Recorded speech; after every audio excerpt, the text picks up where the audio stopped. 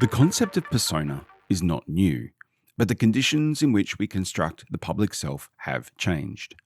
In this video, I'm going to introduce you to some of the historical, philosophical, and analytical ideas for thinking about the way we assemble our online presence.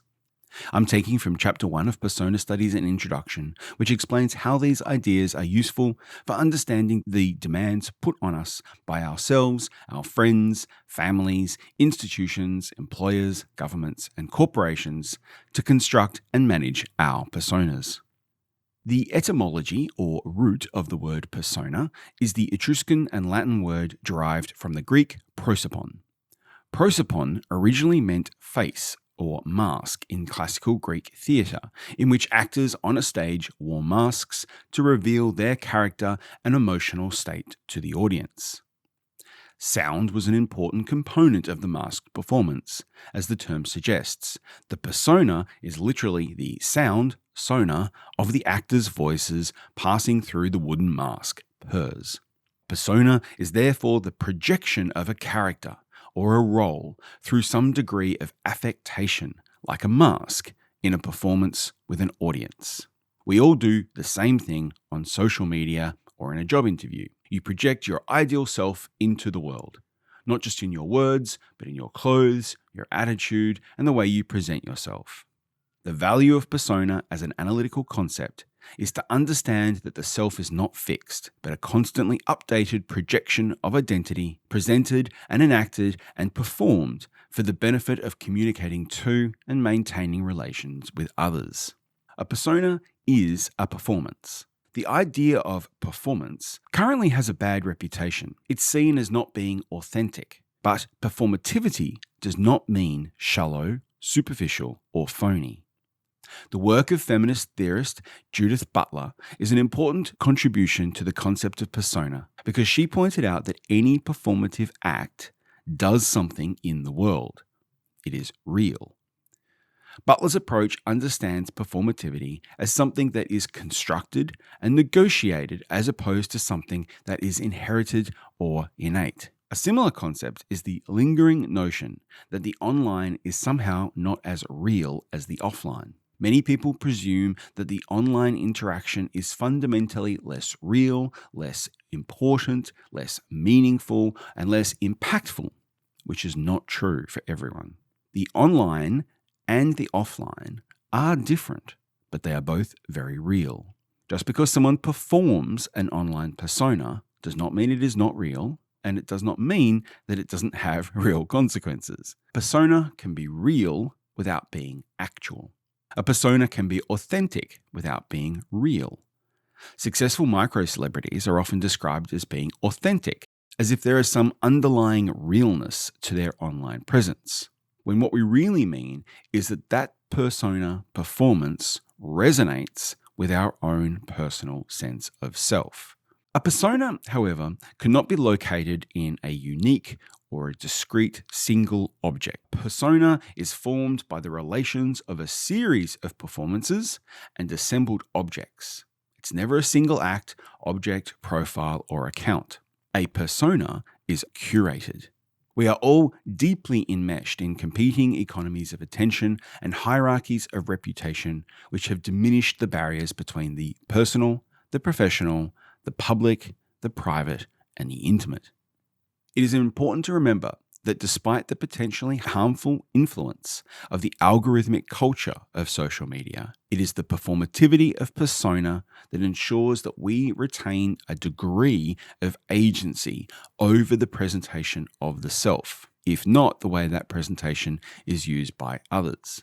Agency is part of our online identity, but a persona is not the same thing as an identity. So one useful and very prominent figure from the history of psychology allows us to think about how we might frame different ways that identity informs persona performance. For Carl Jung, persona is acting a role through which the collective psyche speaks, and a persona is an adaptation to the social environment. This is why persona is not just an identity. It is a negotiation between the individual and the collective, which is articulated through the desires, strategies, methods, and efforts to impress by putting elements of ourselves forward while concealing others.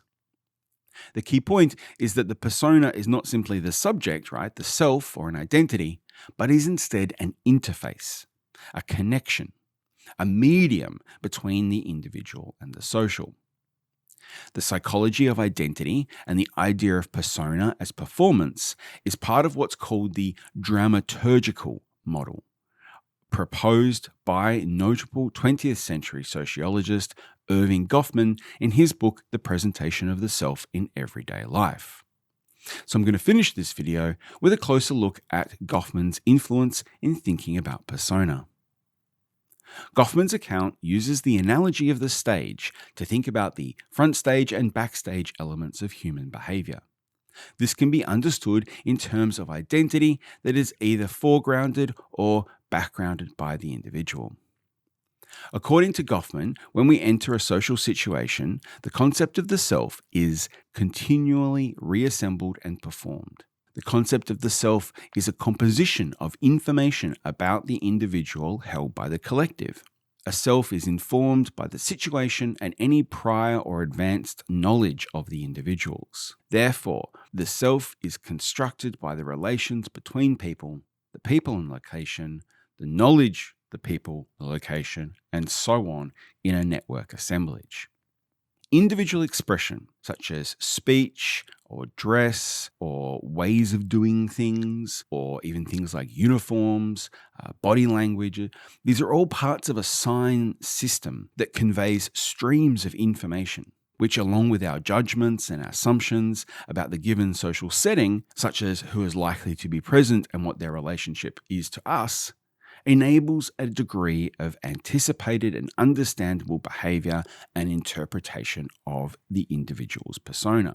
For example, walking into a party, you can immediately start to understand the social identity roles as they are scripted by previous experience.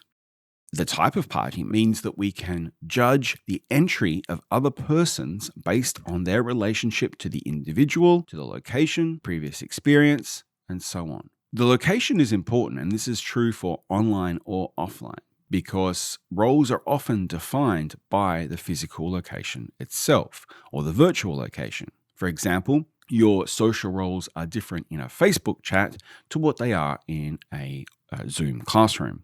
In Goffman's model, we understand that facts about the individuals always exist beyond the time and space of any interaction.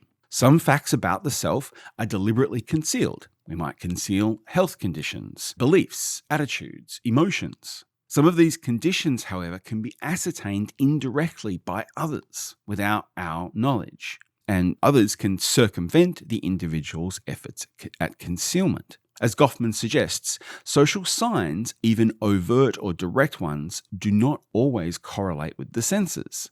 So you might be reading signs that actually aren't there, or you're reading them incorrectly. This correlation or diversion is magnified by online environments and social media. Goffman actually divided these signs into two categories: the given and the given off, or the projected. Given expressions include the deliberately performed symbols we interpret as conventional communication, which might be for politeness, saying hello, or encouragement, applause.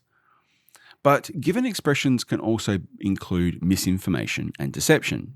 Given off expressions are involuntary or accidental, such as body language or responding to something without thinking about it. These expressions can also be useful for others in determining your identity or your persona through inference. For example, Facebook does this when you like a page. It will often tell others in your micropublic that you liked it, suddenly revealing your aunt as an anti-vaxxer or a flat earth aficionado.